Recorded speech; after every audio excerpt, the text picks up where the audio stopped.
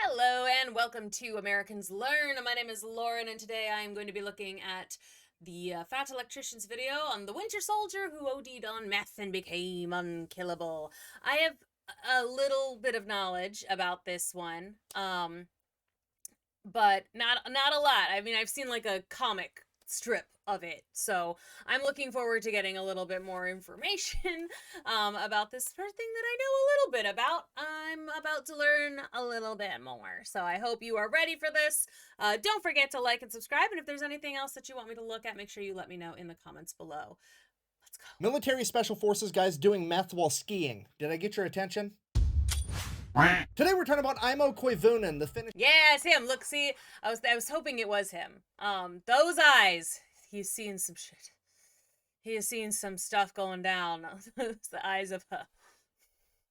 Special Forces soldier that took his entire unit's supply of crank and then proceeded to troll the Soviets and himself for 2 weeks about it. Before this video gets too far off the rails, we do have a sponsor, and that sponsor is We The People Holsters. They probably have the best quality to price ratio for any holster company on the market. Here's mine. It came with the clip and in the fancy gridline Kydex, and it cost $57, which is like half of what any other company was going to charge you. If you wanted to check them out, I'll have a link and a discount code down below. Let's get to this story. March 18th, 1944, Aimo and his friends, a small group of Special Forces Finnish soldiers, have just finished conducting a 3-day-long ski patrol and are returning back to base when they are ambushed by an entire platoon of Soviet soldiers. They have nowhere near enough men to fight back. They have to retreat and get away. In order to do so, they go off the beaten path and attempt to blaze their own trail through unpacked snow. Aimo, as fate would have it, would be the point man, having to do the majority of the work as far as beating down the unpacked snow goes. Now, they've been out skiing for 3 days straight. Everybody's exhausted, but the level of work that Aimo is having to dish out is almost unbearable,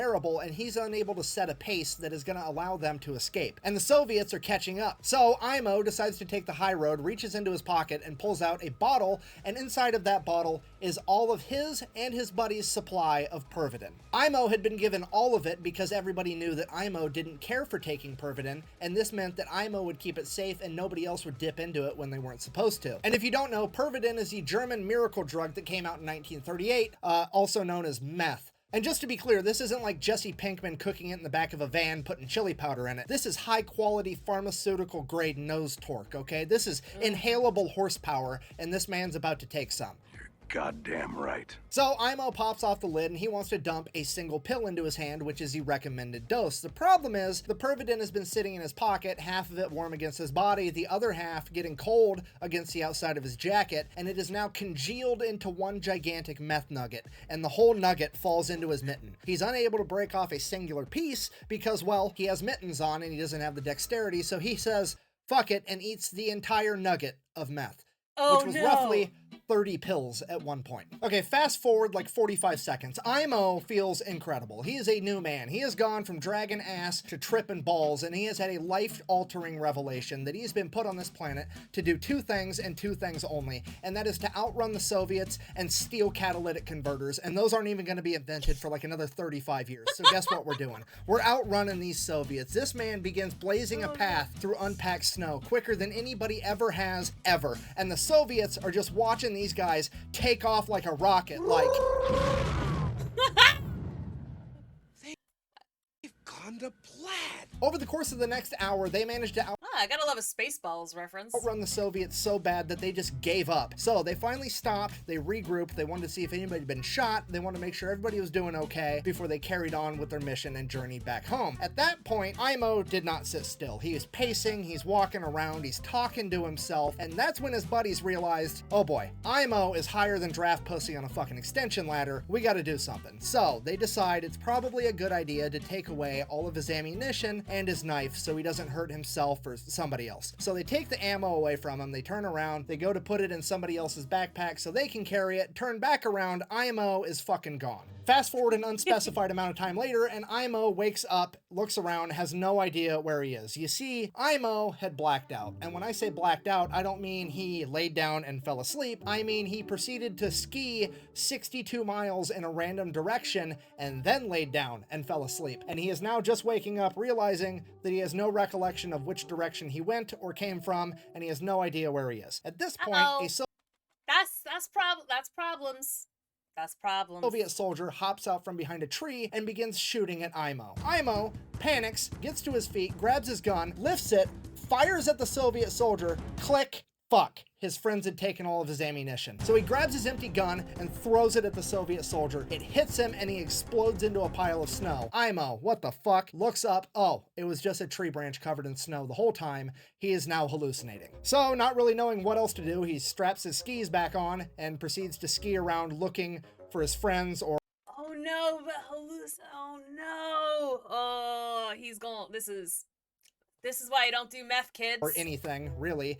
And after an hour or two, thank God, he sees his friend's camp off in the distance and they have a fire going. It's all gonna be okay. We're good. He's gonna be saved. So Aimo takes off skiing towards the camp. He's skiing. Aimo skis right into the middle of the camp. Cool guy power slide. Psh. Friends, did you miss me? He looks at his buddies. His buddies look at him. He looks at his buddies. Those aren't his buddies. Those are the Soviets. Shit. Time to go. Aimo takes off again. The Soviets attempt to chase him for a little bit, but I mean, the man is basically tweakers on ice right now. You've got no chance at actually catching him. So Aimo then proceeds to ski until he's tired and then he lays down and goes to sleep just on the ground outside. He wakes up, it's dark out, he can't see anything, and he realizes, hey, I'm hungry. So he gets a fire going and then he walks around grabbing some pine buds and leaves and whatever else he can find, sticking it in his canteen cup, grabs some snow, puts that in there, cooks it over the fire and kind of mashes it all together in this like pine bud stew gruel type thing. He eats it, he thinks it's fucking delicious, one of the best meals he's ever had because, well, meth. Then he goes back to bed. Wakes back up, still full of energy, decides that he's gonna go look for his buddies more. He skis around, he skis and he skis all day long, and then he finds a cabin. He walks up to the cabin, grabs a doorknob. It's real. It's not a hallucination. So, next thing, he strips all the copper out of it. No, I'm just kidding. He opens the door because it's unlocked, because this is a tradition in this part of the world where there's, you know, people could freeze to death. You just leave the cabin unlocked in case somebody is in Aimo's situation. You don't want them to freeze to death. So, Aimo goes inside, he gets a fire going. Now, because of the meth, Aimo elects to light the fire in the middle of the cabin on the floor rather than in the fireplace. Good decision-making skills. You know, he's a soldier, so he does know how to do these things. That stew sounded awful, but, you know, amazing he didn't grab anything poisonous by accident in this weird hallucination. And, like, he's just still... I like that he can still, like, fall asleep and wake up still tripping. Because, you know, obviously. He then proceeds to go to bed, and all throughout the night, the fire keeps getting hotter and hotter, so he keeps, like, shimmying away from it and shimmying away from it over and over again. And then finally, his back hits a wall, and he wakes up and realizes that the entire cabin is on fire. So he's like, shit. So he gets up, goes outside the cabin, puts his back against the wall of the outside of the cabin, and then goes back to sleep. Meth. So Aimo wakes up again, it's dark out, he hears growling off in the distance as there's a pair of yellow eyes staring at him. He looks behind him, the cabin completely burnt to a crisp as these eyes keep getting closer and closer and there's growling, and out of the shadows leaps Hugh Jackman. Wait, what the fuck? So, sorry, a Wolverine, not the Wolverine. A Wolverine, still, I mean, it's better, but not a lot better, okay? This thing is 65 pounds of teeth, claws, fur, and bad attitude. And I was gonna say fury. this thing will absolutely kill Aimo if Aimo lets it. Aimo is now in a fight for his life, so he pulls out his knife and begins fighting a fucking Wolverine while tripping out on meth. He is kicking and punching and stabbing this Wolverine, and he finally gets on top of the Wolverine as he straddles it and plunges his knife into the Wolverine's chest as the life from the Wolverine leaves its body and it falls limp to the ground. At that point, Aimo remembers, wait a minute, my friends took my knife. He looks at his knife. That's not his knife. That's his compass, and now it's broke. Shit. I mean, also kind of cool, though, because he just killed a Wolverine with a compass. He looks down at the dead Wolverine. He's sitting on top of a log. He had hallucinated the entire thing again. Oh, no! Meth. So Aimo gets up off the log that he just killed, looking around, not knowing what to do. In the darkness of night, he sees a fire off in the distance. So he straps on his skis and starts making his way towards that fire. And he's skiing, and he's skiing, and he's skiing all night long, and he's going, and he's going, and this fucking fire is not getting any closer. It's almost like it's running from him, and he keeps going towards it longer and longer, and finally, dawn breaks, and Aimo realizes that he's been chasing the North Star thinking it was a fire for like the last 8 hours. Oh no. Because meth. Meth. So now it's morning. Aimo still has no idea where he's...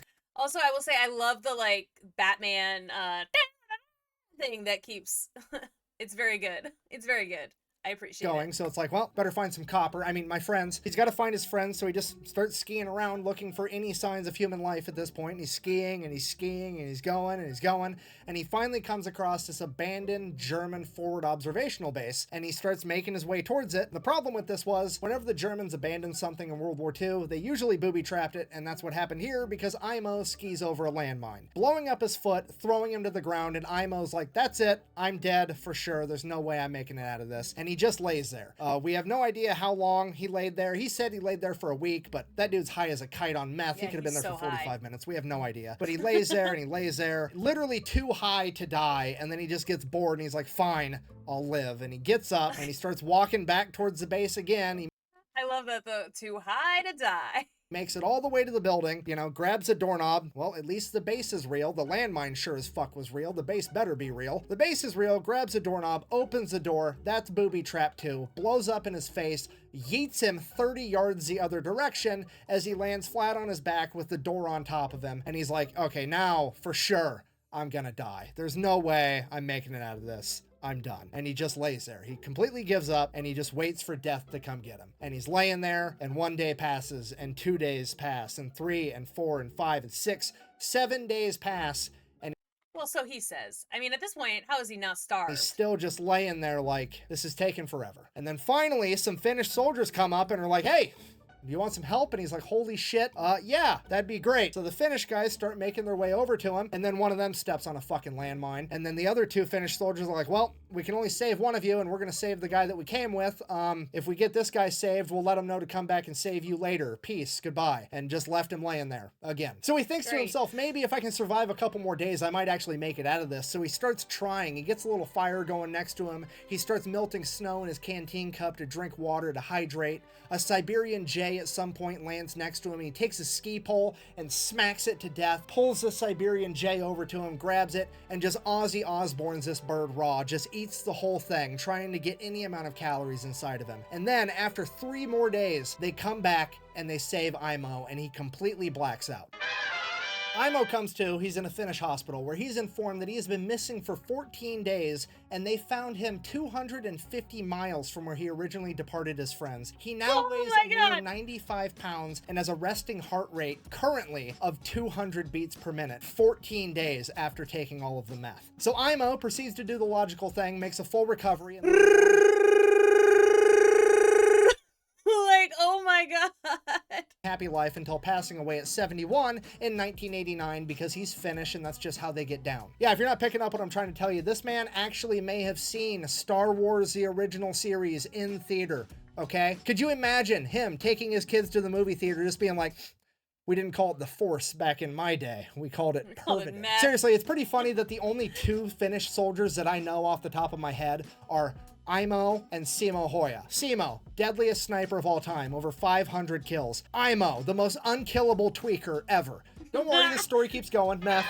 Aimo's son was interviewed about his dad, to which he said that his dad never really talked much about his time in service, but there was one point later in Aimo's life when he decided to write in to a local newspaper that was having a competition for who had the best, craziest military story ever. And he wrote his story down, mailed it in, and he was informed, congratulations, you've got second. How the fuck did this guy get second place with this story? Did Simo Hoya enter the same competition? Because that's the only logical explanation, other than that there was some Karen on the judge board that was like, I don't know, this story seems a little too unbelievable if you ask me. Bah. To which my argument is, look at him. Do you think that guy's Yeah, that's the eyes of a guy who is still high on meth 20 years after the fact. lying about this story?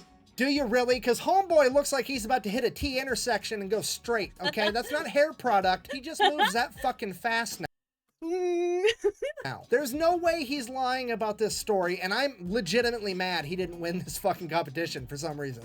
Okay, this story is getting out of hand. We need to end this video. I guess, in conclusion, it's important to bear in mind with how incredible this story is that Aimo is the exception and not the example. You should not do drugs because they are in fact bad for you, okay? Yep. Don't do drugs. Also, don't do fight drugs. the Finnish in winter in Finland where they have home field advantage. It's just a bad time. Anyways, thank you for watching. Best way to support the channel is go buy some merch at thefatelectrician.com. Quack bang, out.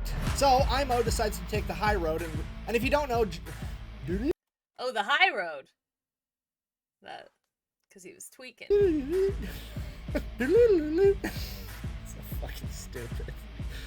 A fucking Siberian Jay lands remotely close to him. He takes a ski pole, fucking whatcha! Grabs this. Oh, I hate everything. What a terrible blooper. But it is a blooper nonetheless, and we appreciate your bloopers, sir. We appreciate them. Good job. Anyway, that was fun. All right, you know, Fat Electrician's got some fun little side stories here, don't he? That was. Does he have one on Simu? What's his name? Cause I might have to watch that. That's pretty lit. That's pretty good. And again, I knew some of that. I knew that he had taken a lot of meth, and like was running around the countryside forever. So I don't know. I thought that was fun. I hope you did too. I know that one has been requested. Who requested that? One moment, please, while I find out who requested that one. I will find it. I want to know. I want to be able to thank you for suggesting it. Ooh, Mustalata. I don't know if I said that right, but that was the most recent request I've gotten for it. I know other people have requested it, but Mustalata is the one that I saw most recently, so that is the person who gets thanked today. Thank you again. I really enjoyed that. If there's other ones you want me to look at, let me know in the comments below. And I will see you all in the next one.